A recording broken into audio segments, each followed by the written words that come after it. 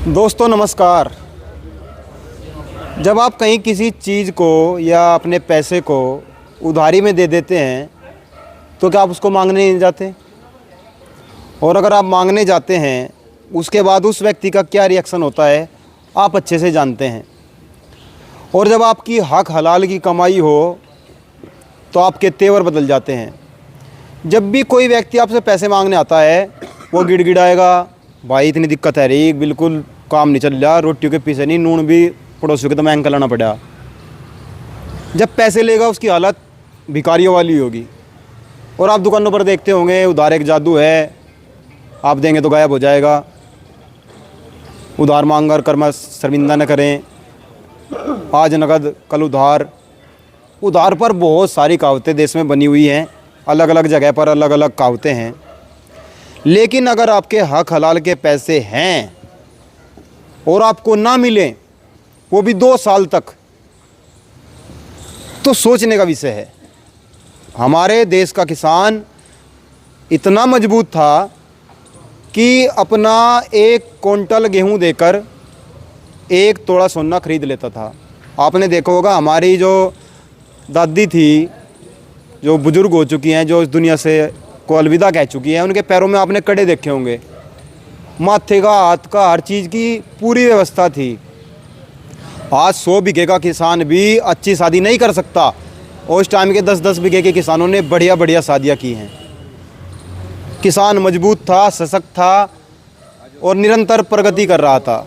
लेकिन जैसे ही 1972-70 के लगभग अकाल पड़ा, अमेरिका से अनाज मंगवाया गया और कुछ लोगों को, देश के एक वर्ग को ये बात समझ में आ गई कि अगर आज इनसे ये फसलें ना छीनी गई तो आने वाला समय बर्बादी का होगा। क्योंकि वो उस समय उनसे कटोरा उठाकर भीख मांग रहे थे। जब कोरोना आया तब भी ऐसी ही हालत थी। देश का एक वर्ग पूरा परेशान हो गया, कंपनियां बंद हो गई, जो कंपनी के वर्कर थे उनको घर भेज दिया गया। लेकिन एक फैक्ट्री थी उस समय भी चल रही थी, अनाज कट रहे थे, उस समय अनाज की ज़रूरत थी। और मेरे देश में एक ऐसा वर्ग है जो आपको धीरे धीरे से आपकी फसलों को कम कर देगा, आपके खेत से ख़त्म कर देगा और फिर अचानक वो चीज़ पैकिंग में आएगी और आपका बताया जाएगा। आप देख लीजिए बाजरा नहीं बोया जाता और अब आपको बाजरे के फ़ायदे बताए जा रहे हैं, इससे इम्यूनिटी बढ़ती है, ये शरीर के लिए अच्छा है, इससे आप लंबे समय तक जी सकते हैं। ऐसा हर फसल के साथ हो रहा है। और अगर शामली की बात की जाए तो यहाँ भी यही हालत होने वाली है। धीरे धीरे किसान अपने खेतों से गन्ना गायब कर देगा क्योंकि उसको समय पर उसकी पेमेंट नहीं मिल रही है। अभी तक लगभग 263 करोड़ रुपए किसानों का बकाया है। और किसानों का सब्र देखिए, पिछले साल का बकाया है, नया सत्र चालू होने वाला है और किसान आप देख सकते हैं अनशन पर बैठे हुए हैं। ये देख लीजिए, अभी किसानों ने मना कर रखी है, सब अपना काम करते रहें, धैर्य के साथ घर पर रहें। जिसका मन करता है पंचायत में आ सकता है। छोटी सी पंचायत इसलिए रखी गई है ताकि किसान अपना काम भी कर सके। और ये सिर्फ किसानों के लिए है। अगर किसी और का, अगर बिजली वालों का बकाया है तो विजिलेंस लग जाएगी, बिजली विभाग के लग जाएंगे और 5,000 से ऊपर होते कनेक्शन काट देंगे। अब तक शायद मुझे नहीं लगता मिल वाले की आरसी कटी हो या उसको गिरफ्तार किया गया हो। जबकि किसान, यहाँ भी 1-2 किसान ऐसा होगा जिसका कनेक्शन काटा गया होगा, फिर उससे कनेक्शन भी 600 रुपये लेके जोड़कर, 600 रुपये पहले लिए हो गए होंगे तब जोड़ा गया होगा। ये कृषि प्रधान देश की बात है। बाकी और देशों की मैं बात नहीं करना चाहता, ना मैं ब्राज़ील की बात करना चाहता, ना मैं ऑस्ट्रेलिया की बात करना चाहता, ना मैं अमेरिका की बात करना चाहता, ना मैं चीन की बात करना चाहता। और बराबर का एक देश और है, छोटा सा देश नेपाल, वहाँ जाने के लिए वीज़ा भी नहीं लगता। उसने हमारी सब्जी भी लेना बंद कर दिया। किसान की मजबूरी है, किसान नहीं चाहता उसको पेस्टिसाइड का उपयोग करना पड़े, लेकिन किसान की मजबूरी है, वो चाहता है ज़्यादा से ज़्यादा पैदावार हो और मैं ज़्यादा से ज़्यादा पैसा कमा सकूं। उसमें उसका परिश्रम भी ज़्यादा लगता है, पैसा भी ज़्यादा वेस्ट होता है, लेकिन मजबूरी कारणवश उसको पेस्टिसाइड का उपयोग करना पड़ता है, भले अपने लिए 2 बीघा अलग से रख ले। अब हम किसानों से बात करेंगे। आज का ये जो अनशन शुरू किया गया है, इसके पीछे क्या कारण है? पहले तो इनको बहुत सपोर्ट मिल रही थी, आजकल राजनीति की जो सपोर्ट है वो भी बंद हो गया है। शायद हमारे जो जनप्रतिनिधि हैं सदन में जाने के बाद ये भूल जाते हैं इन्हीं किसानों की वोट लेकर वो सदन में गए हैं। एक चीज़ और है, हमारे लोग भी हमें समझ नहीं पाते, उनको लगता है हमारी जो बातें हैं वो हम बढ़ा चढ़ा कर दिखा रहे हैं। तो अब किसानों से बात करेंगे, इनको क्या लग रहा है और किस लिए ये धरना प्रदर्शन शुरू किया गया, और जो अनशन है इसके बाद की क्या तैयारियां होने वाली हैं। सुबह से कुछ खाया नहीं होगा। नमस्कार जी। नमस्कार। एनर्जी पूरी है या डाउन हो रही कुछ? नहीं, एनर्जी तो है, अभी तो पूरी है। तो जैसे सुबह से कुछ नहीं खाया, अभी तक पानी भी नहीं पिया? ना जी, सुबह से कुछ नहीं खाया। किस टाइम से किस टाइम तक का है अनशन आज? ये सुबह 10 बजे से लेकर शाम के 6 बजे तक। तो इसके बाद खा भी सकते हैं? हाँ जी, उसके बाद खाएंगे। तो व्रत रखने की क्या ज़रूरत पड़ी? नहीं, ये व्रत नहीं जी, ये तो जो है सरकार के और इन मिल मालिकों के अधिकारियों के कान खोलने के लिए, और इनके दिमाग को जो है परमात्मा सद्बुद्धि दे और ये किसान की समस्या को गंभीरता से लेकर और उसका समाधान जल्द से जल्द करे। इसलिए ये जो है भोला भाला किसान अपने शरीर के ऊपर ये कष्ट झेल रहा है। ये तो अपने आप को ही तो कष्ट दे सकता है, और जब ये इसका कष्ट हद से गुजर जाएगा उसके बाद ये अगला फैसला भी लेगा। वो क्या फैसला लेगा, ये मेरा भोला भाला किसान जो है उस समय जो भी आदेश करेगा उसी तरीके से हम लोग आगे बढ़ेंगे। अच्छा, सरकार क्या चाहती है? देखो, पहले वोट के लिए बात करी जाएगी, फिर मना कर दी जाएगी। पहले कहा जाएगा आपका 14 दिन में पेमेंट मिलेगा, बिजली वाले आपको परेशान नहीं करेंगे, फिर बातें बदल जाएं। ये बात बिल्कुल वास्तव में आपकी सही है। और सरकार क्या, यहाँ तो जो है हर वर्ग इस तरह जो है इस किसान को पीछे पड़ रहा और क्यों सोच रहा कि किसान जो है किस तरह बर्बाद हो और कितनी जल्दी बर्बाद हो। केवल सरकार का ही काम नहीं, नेताओं का ही काम नहीं, यहाँ के अधिकारी भी इसी जो है फिराक में है। और किसान को कैसे दबाया जा, ये तो कहीं ना कहीं किसान को बर्बाद करने के पीछे लगे हुए हैं। चौधरी साहब के आग्रह थे, चौधरी चरण सिंह जी, जो किसानों के मसीहा, आज भी जिनको किसान मानता है, जिसकी वजह से ये किसान आज जीवित है, कहने के जब तक, और चौधरी छोटू राम जी भी क्या आग्रह थे, कहने के जब तक ये किसान एक ध्यान अपने जो है अपनी खेत की तरफ और एक निगाह अपनी जो है राजनीति की तरफ नहीं रखेगा तो ये जो है बर्बादी की तरफ बढ़ जाएगा। तो मेरा तो ये कहना है कि ये किसान जो है जाग गए और जो है राजनेताओं की जो झूठी बात कह के और हमारा केवल भुनाने का काम करे, झूठे आश्वासन पर वोट लेने का काम करे, तो ये ज़्यादा दिन तो चलने वाला नहीं है। और ये आप लोगों ने देखा भी है, आपने देख लिया यहाँ का रिजल्ट जो है पश्चिमी उत्तर प्रदेश का क्या बल्कि पूरे देश का देख लिया। तो ये किसान इस तरह जो है ज़्यादा लंबे समय तक बहकाया नहीं जा सकता, हमारा तो ये कहना है। चौधरी साहब, पीछे आपके और भूख का भी आपने मरना पड़ रहा। ये दुर्भाग्य है इस देश का, क्योंकि यहाँ सरकार में जो भी बैठा कुर्सी पे जाके वो किसान की कमर तोड़ने के लिए बैठा, चाहे वो कोई भी है। जैसे कि हमारे बीच के लोग चुन के वहाँ जाएं, जब यहाँ हमारे बीच में आओगे जब तो पैर पकड़ेंगे, हाथ जोड़ेंगे, वोट मांगेंगे, हम उनको चुन के भेज देंगे। लेकिन वो कुर्सी में कुछ ऐसी चुंबक है जो वहाँ जाके बदलाव कर देती है। उसका परिणाम है हमें भूखा ही तो मरना। हमें तो वैसे भी भूखा मरना और वैसे भी भूखा मरना। अरे भाई, धन तो इनको दे दिया, माल इनको कच्चा दे दिया, पैसा हमें मिल नहीं रहा, तो भूखे मरने से और कहाँ जाएंगे हम? भूखा तो मरना पड़ेगा, और भूखा मर के भी हमें मिल जाए, हम तो सौभाग्यवान हैं। अगर हमें ये नरम निगाह कर दें, हम तो चाहते हैं कि हमारे बलिदान होने के बाद भी अगली पीढ़ी को कोई लाभ मिल जाए। हम तो इसलिए भूखे बैठे हैं, और हम जब तक बैठेंगे जब तक इसका निर्णायक फैसला नहीं होगा। ये तो पिछले भी वो धरने जा लिए, 95 दिन का धरना चला, उसमें निर्णय हो पाया। अब क्या निर्णय हो जाएगा? पिछली बार भी तो भूख हड़ताल हुई थी, उसमें कुछ गलतियाँ हमसे हुई थी। उसमें गलती यह हुई थी, मिल वाले कर्म अधिकारी लोग हम में फूट डाल के धरने के टुकड़े कर दिए थे, बिखर गया था धरना। उस गलती का लाभ उन्हें मिल गया था। अब की बार ऐसी गलती नहीं होगी, किसी कीमत पर नहीं होगी। आर पार करेंगे और जीवित रहें ना रहें, अगलों का रास्ता खोल के जाएंगे। जो अगले आने वाली पीढ़ियाँ, उनको दुर्गति नहीं होने देंगे। ये संदेश इनको दे के जाएंगे। बलिदान तो करना पड़ेगा, चाहे लड़के करें, चाहे आत्महत्या करें, चाहे भूखे होके करें, कैसे भी करें, बलिदान तो करना पड़ेगा किसान के लिए।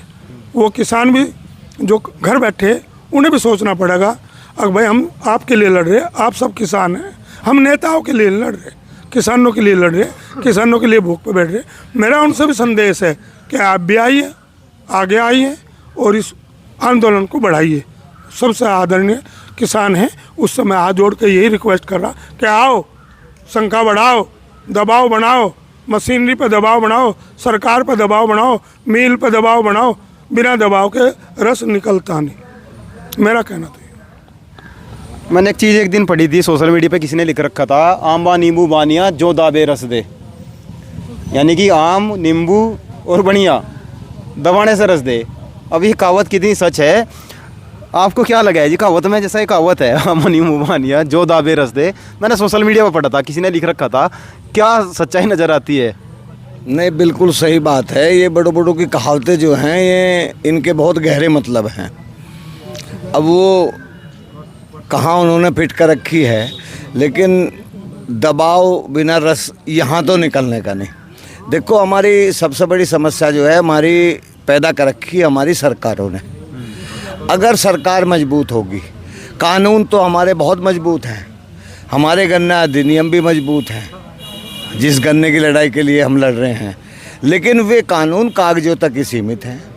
सरकारों के जो भी सरकार में पदों पर बैठे हैं, वे उनके प्रति उदासीन हैं, क्योंकि वे किसानों की समस्याओं के प्रति उदासीन है। देखो, एक पलड़े में तो पूंजीपति हैं, और एक आज जो है हमारा समाज दो हिस्सों में बटा हुआ है। एक तो उच्च वर्ग और एक निम्न वर्ग। मध्यम वर्ग जो है, पिछले साल कई सालों से जो सरकारों की नीतियां चली आ रही हैं, वो मध्यम वर्ग खत्म हो गया। जिन्होंने सरकार का संरक्षण प्राप्त हो गया, वे उच्च वर्ग में चले गए, और जिन पर सरकार ने ध्यान नहीं दिया, वे निम्न वर्ग में चले गए। अब सरकार जो है वो हमारी तरफ बिल्कुल भी ध्यान नहीं दे रही है। देखो, जो हमारे शामली जिस जनपद में 3 चीनी मिल है, तीनों चीनी मिल पूरी सख्ताई के बाद भी, मुख्यमंत्री के घोषणा के बाद भी, सरकार के प्रयासों के बाद, जिलाधिकारी कहे मैं भी प्रयास कर रहा, गन्ना अधिकारी कहे मैं भी प्रयास कर रहा, विधायक कहे हम भी प्रयास कर रहे, हमारी अगर कोई पार्टियों के नेता वे भी कहे हम भी प्रयास कर रहे। इतने प्रयासों के बाद भी ये चीनी मिल आखिर इन्हें किसका संरक्षण प्राप्त है? इसका मतलब चीनी मिल लॉबी जो है, यानी एक किस्म से ये कह दें कि ये तो खरबों के मालिक हैं, तो पूंजीपति, सरकार कहीं ना कहीं पूंजीपतियों के दबाव में है। और हम जो ये धरना प्रदर्शन कर रहे हैं, मेरा इस धरना प्रदर्शन के माध्यम से ये जो हमने कर्मिक अनशन शुरू किया है, हम जब तक तीनों चीनी मिलों का भुगतान नहीं होगा, 5-5 लोग रोज़ कर्मिक अनशन पे बैठेंगे। कोई समाधान नहीं होगा तो कड़े फैसले भी लिए जाएंगे, और हम भूख हड़ताल भी करेंगे। लेकिन हम संविधान के दायरे में रहते हुए अपना दबाव सरकार पर बनावेंगे। लेकिन ऐसा लगता नहीं कि सरकार जो है इन दबाव में आने की, क्योंकि इन्हीं दबाव से महात्मा गांधी ने अंग्रेजों को भगाया था। लेकिन वे अंग्रेज तो उस दबाव में आ गए, लेकिन ये जो काले अंग्रेज जो आज सत्ता में हमारे ऊपर बैठे हुए हैं, इनके लिए भी हम उसी फार्मूले का इस्तेमाल करके देख रहे, गांधी जी वाले फार्मूले का इस्तेमाल करके देख रहे, अपने शरीर को कष्ट देकर, और उनमें उनकी जो आत्मा है वो कब खुले, कब उनका जो है अंदर का जमीर जाग गए। शायद मुझे नहीं लगता कि जागेगा, क्योंकि एक अहंकार की, जब जो आदमी के पास में धन दौलत और पैसा आ जाए तो अहंकार भी आ जा, जब पद आवे तो भी अहंकार आ जा, लेकिन वो हमेशा के लिए तो नहीं है। ये जो पद हैं, जो सरकारें हैं, ये जो मंत्री पद हैं, ये सब हमेशा के लिए नहीं हैं। ये इस जनता की ही बदौलत है। ये लोग जो भूल गए, लेकिन जिस दिन ये नीचे आवेंगे ऊपर से, उस दिन इस बात का ज्ञान होगा। तो मेरा तो सरकार, ये जो चीनी मिल है, इन्हें तो संरक्षण प्राप्त सरकार का है। हमने गन्ना दे रखा, गन्ना समिति के माध्यम से, डीसीओ के माध्यम से इन मिलों को, इन्हीं का हमारे हिसाब से, सरकार को हिसाब से इन्हें ही हमारे भुगतान का प्रबंध कराना है। और ये उसमें ढिलाई बरत रहे इन्हें, क्योंकि ऊपर सरकार का दबाव नहीं। तो मेरा तो आपके माध्यम से उत्तर प्रदेश सरकार से सीधा जो है ये निवेदन है कि वे इस धरने को, हमारी भावनाओं को संज्ञान में लें और शामली जनपद के जो किसान जो भूखे मरने की कगार पे हैं, आपको बताऊं जो किसान हैं वे अपना छोटे छोटे बच्चों को जो दूध पिलाने के लिए जानवर पाल रखे हैं ना, उन जानवरों को का जो दूध है वो बच्चों को ना पिला के उन्हें बेच के तब अपने घर का रोज वो काम चला रहे हैं। औरतें अपने गहने बेच के आज कोई घर में बीमारी है, कोई वो है कहीं, उनके लाखों लाखों रुपए मील पे बकाया हैं। ये पूंजीपति एसी में बैठकर मौज ले रहे हैं, ये हमें नई नई बात बता रहे हैं। इन्हें सरकार का संरक्षण है और लोग, हमारे जो गरीब लोग हैं, वे अपने गहने बेच के अपनी बीमारी में लगा रहे, बच्चों की शादियों में लगा रहे। बहुत बड़ी दुर्गति है। और देखो, मैं एक और बात आपके माध्यम से बताना चाहता हूँ। मेरा जो व्यक्तिगत मानना है, दो ही चीज़ हैं इस दुनिया में से जो आदमी लेके जा, एक दुआ है और एक बद्दुआ है। कितनी दुआ लेके जाएंगे और कितनी बद्दुआ लेके जाएंगे हमें तो पता नहीं कौन जाएगा, लेकिन मेरा आग्रह है इन सरकारों से भी और इन पूंजीपतियों से भी कि भाई लोगों की बद्दुआएं ना लो, यानी अगला भी जीवन है, यहाँ सदा के लिए तो आप लोग आए नहीं हैं। तो अंत में मैं यही कहना चाहूँ कि जितनी जल्दी हो सके सरकार इन तीनों मिलों से हम किसानों का भुगतान करा दे। हम यहाँ पिलखंड के पेड़ के नीचे समिति में बैठे हैं, अब जब तक भुगतान नहीं होगा हम यहीं बैठे रहेंगे। और जब जैसे जैसे किसान नीति बनावेंगे, जो भी बात करेंगे, अगला सरकार पर दबाव बनाने के लिए क्या नीति होगी, उसके लिए हम जो हैं यहाँ विचार विमर्श करके और आगे, लेकिन सब्र का इम्तहान ना ले सरकार भरे। बस यही शब्दों के साथ मैं अपनी बात को विराम देता हूँ। भारत के किसानों का दुर्भाग्य ये भी है कि जो किसान हैं इनको वहाँ नहीं बुलाया जाता कि आप कितना परिश्रम करते हैं, कितना आपका बजट होता है और किस हिसाब से आप फसलें तैयार करते हैं। एसीयू में बैठकर जिनको ये भी नहीं पता कि 23 का गंडा, 64 का, 67 का, वो तो गन्ने की रणनीति बनावे है। जिन्हें नहीं पता गेहूँ कौन सा है वो गेहूँ की रणनीति बनावे है।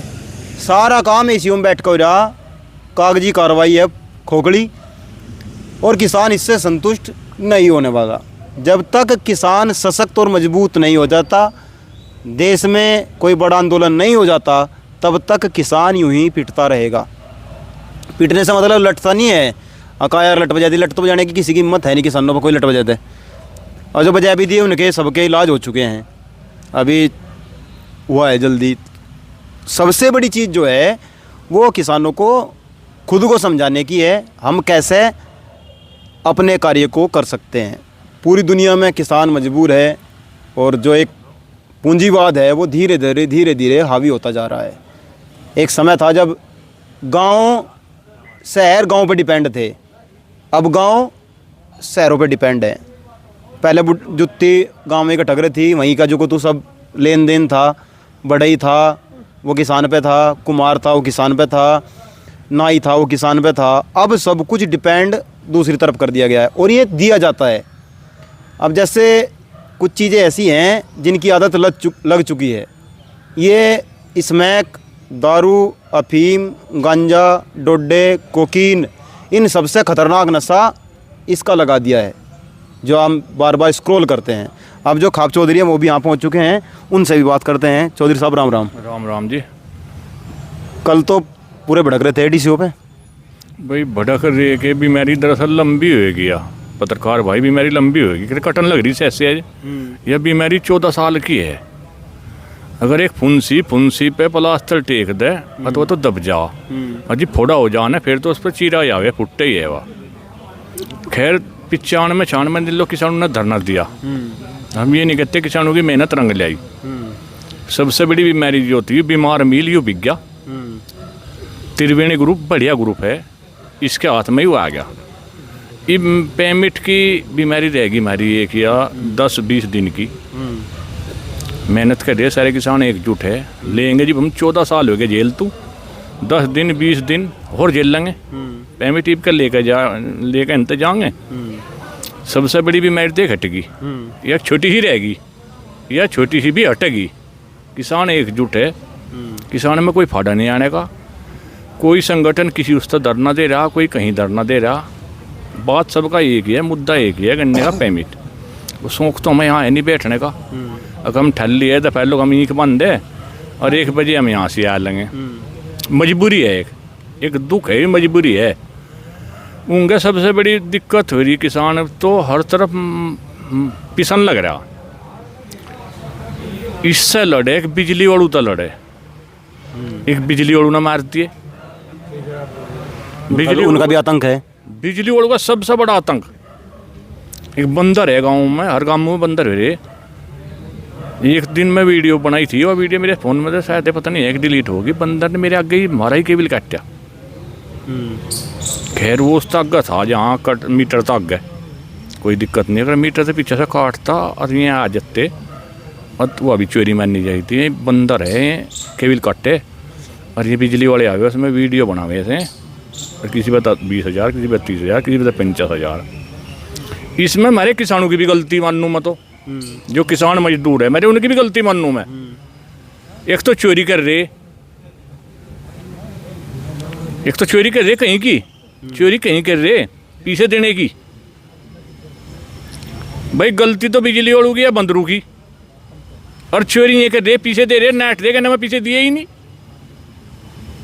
ये पीछे देगा सारे इकट्ठे क्यों नहीं होते? हमने पीछे दिए, मेरे पता इतने ले गए, मेरे पता इतने ले गए। हमने 1-2 बार जो देखा, हम बिजली घर पर गए वहाँ तो हमें ये कह रहे कहने मेरे पता 50,000 ले लिए, एक कह रहा लाख ले लिए, एक कह रहा 20,000 ले लिए जी। बिजली घर पर गए नाट के, उन्हें दिखी कहते थारे पे मुकदमा हो जाए, फिर भी तो सारा कट भी गया। ये अभी बात गलत है, कुछ नहीं होने का। जब किसान सारा जिले का एकजुट है, सब इस तंग है बिजली में अहमियत है। अगर ये किसी पता पैसे ले भाई, ये तो अगर किसी का सच्ची चोरी है उसकी तो कर लो भाई, किसी ने डोरिया लगी रखी हो तो मानने। पर कट है, अगर कट को हम मानने के नहीं, कट को है, कट का है इनका बंदरों का आतंक गाँवों में। कोई नहीं किसान कट करता ना मजदूर कट करता, ये बंदर करे उस कट को तो हम माने। हाँ कोई अलग किसी ने केबल के रखा हुआ वो तो हम चोरी मानने का, तो है चोरी। पर कट को हम मान लेंगे नहीं, कट करे बंदर। हमारे किसानों को भाई को हम तो नहीं जो 2 पीछे दो ही ना, बिल्कुल ना दो। क्यों दो तुम? अरे हमें बताओ तो, हम बैठे यहाँ से हम चलेंगे तरीके कौन से फांसी दे देंगे?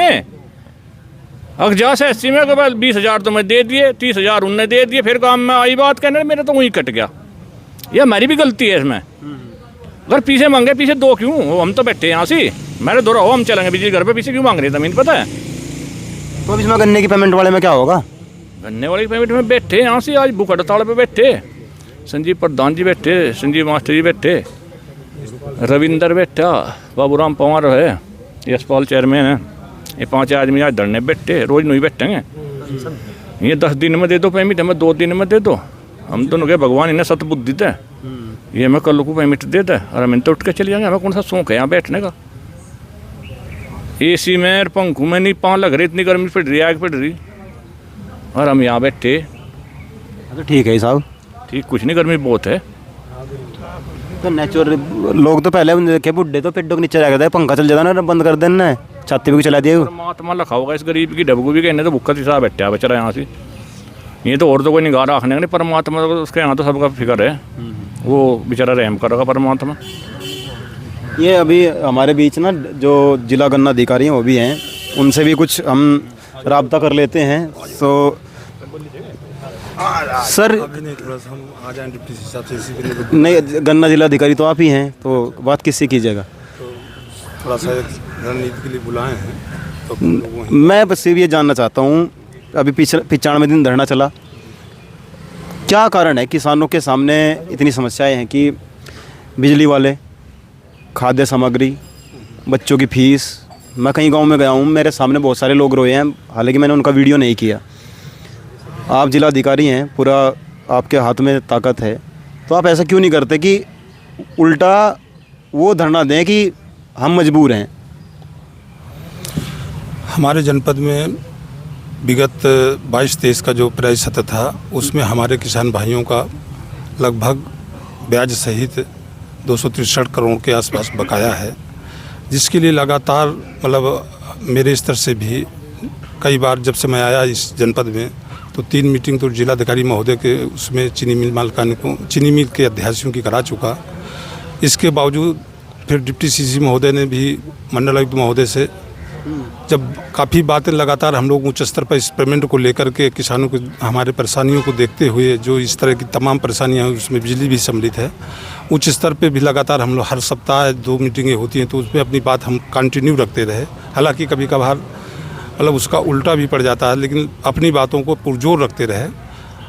इस बीच में हमारी प्रमुख सचिव महोदया ने 31 तारीख को जो मिल मालिक लगभग 7 मिल मालिक थे उनकी सबकी मीटिंग बुलाई गई थी, उसमें स्ट्रिक्ट निर्देश दिए गए हैं और उसी के अनुपालन में अब हम लोग जो भी रणनीति बनेगी अग्रिम कार्रवाई सुनिश्चित करेंगे। कल मैं यहीं था, that time you said that कृपया आप अपने मिल मालिकों से बात कर लीजिए। फिर चौधरी साहब खड़े होते हैं और आपसे कहते हैं कि आप डीसीओ हैं और आप अपने अधिकार भूल गए हैं। So what you want to say about it? वो हो सकता है बात का मिस्टेक हो। मैंने कहा था कृपया जो भी चीनी मिल के प्रतिनिधि उपस्थित हैं वो भी अपनी बात आप अगर अपने मतलब मालिकानों से या इधर लेटेस्ट कोई आप लोगों की हुई है तो आके मंच में अवगत कराएं, ये मेरा उसका आशय था। कितना समय लग सकता है अकॉर्डिंग यू? प्रयास हमारा सर जल्दी है। इसमें जो चूँकि इसकी जो है बिक्री की प्रक्रिया है वो फिलहाल जो उनका पुराना बोर्ड है वो नया बोर्ड अभी 13 तारीख को वो होगा, उसकी मीटिंग है 13 तारीख को और उसके मतलब मीटिंग के बाद इनको पावर आ जाएगी हर चीज़ की। उसमें हम लोग जुड़े हैं कि उसको उस गतिविधि को कैसे ही मतलब तत्काल या और अग्रिम कैसे कराया जा सके। अभी जो हमारे मास्टर जी हैं वो कह रहे थे कि जो धरना है वो गांधीवादी तरीके से चल रहा है। हालांकि हमारे देश के लोगों को गांधी के बारे में इतना ज़्यादा नॉलेज नहीं है, वो समझते हैं कि क्रांति केवल कुछ ही व्यक्तियों ने की है। But when we read about Gandhi then we get more and more knowledge about Gandhi. Gandhi बनना इतना आसान नहीं है। यहाँ बैठ के देखिए, आकर जो धरने में बैठकर देखिए, 4-5 घंटे एक जगह बैठकर बिना कुछ खाए पिए टाइम काट कर देखिए। बड़ी बड़ी सरकारें झुकी हैं और सरकारों को चाहिए कि किसानों को और ज़्यादा मजबूत करे। हमारे देश में किसानों के सामने एक समस्या मात्र यही नहीं है कि उनको उनका गन्ने का पेमेंट नहीं मिल रहा है। एक समस्या यही नहीं है कि किसानों को धरना देना पड़ रहा है। एक समस्या यही नहीं है कि डीजल के पेट्रोल के भाव बढ़ गए हैं। एक समस्या ये भी है कि इंडिया की जो गवर्नमेंट है वो नहीं चाहती कि किसान मजबूत हो। दरअसल एक किताब देश में लिखी गई, अभी मैं डजंट मैटर में इस किताब का नाम भी नहीं बताना चाहता, किताब कौन सी लिखी गई थी। एक वर्ग मजबूत होगा और एक वर्ग को पूरा धरती में घुसेड़ दो ताकि किसान मजबूर हो अपनी ज़मीनों को बेचकर। जो 3 काले कानून देश में किसानों के ऊपर थोपने की कोशिश की गई थी, उन कानूनों को बिना कानून लगाए कोई कानून ना बनाना पड़े और ज़मीन भी छोड़कर भाग जाए, ऐसी स्थिति पैदा हो रही है।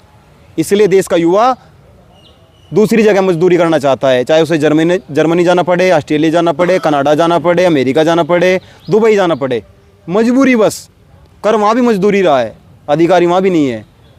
और हमारे यहाँ जो दूसरे प्रदेश से लोग आते हैं उनके साथ बहुत सौतेला व्यवहार किया जाता है, ऐसा ही व्यवहार वहाँ भी किया जाता है। दैट इज़ द इंडियन, ये भारतीय है, इसके साथ ऐसा व्यवहार करो। और जब तक देश का किसान मजबूत नहीं हो जाता तब तक यूँ ही चलता रहेगा। और जो हमारे अधिकारी वर्ग है उनके पास पूरी पावर होती है किसी भी कार्य को करने की। शायद ऊपर से दिशा निर्देश रहते हैं कि आपको ये कार्य नहीं करना है। और अगर किसानों को ये चीज़ समझ आ जाए तो बहुत जल्द कुछ भी हो सकता है। तो मैं तो अपने अधिकारी महोदय से यही कहूँगा, आप जल्द से जल्द कोई ना कोई एक्शन लीजिए। बच्चों की फ़ीस जमा नहीं हो रही है। मैं कई गांव में ऐसों में जा चुका हूँ जहाँ बच्चे मैंने रोते देखे हैं, नाम कट गए, वो घर पर बैठे हुए हैं। अब वो सोच लीजिए किस साइड में जाएगा, उसकी फ़ीस जमा नहीं हो रही है, उसको निगेटिव थिंकिंग उसकी वहाँ हो गई है कि मेरी फ़ीस नहीं जमा हुई तो मैं करूँ तो क्या करूँ। उसको देशभक्त बनने के बजाय वो देशद्रोही पैदा होगा। और ये सब कुछ सोची समझी साजिश है किसानों को रोकने की, इस देश को रोकने की। लेकिन जब तक इस देश में गांधी को मानने वाले लोग, भगत सिंह को मानने वाले लोग, सुभाष चंद्र बोस को मानने वाले लोग, धन सिंह को मानने वाले लोग, विजय सिंह पथिक को मानने वाले लोग पैदा होते रहेंगे, तब तक देश आगे ही बढ़ता रहेगा। बाकी हम और किसानों से भी बात नहीं कर पाएंगे, वीडियो लंबा हो गया है। आप जुड़े रहे गांव गुआंढ के साथ। जिन साथियों ने अभी तक चैनल को सब्सक्राइब नहीं किया है और ज्वाइन नहीं किया है, एक बार ज्वाइन और सब्सक्राइब जरूर कीजिएगा। हम वादा करते हैं इस आवाज़ को बुलंद यूं ही करते रहेंगे। गंगा की कसम, जमुना की कसम, ये ताना बाना बदलेगा। कुछ तुम बदलो, कुछ हम बदले, ये ज़माना बदलेगा। गर जोश में तेरा होश रहा, जालिम का ज़माना बदलेगा। कुछ तुम बदलो कुछ हम बदले, जालिम का भी ज़माना बदलेगा। जय हिंद, जय भारत।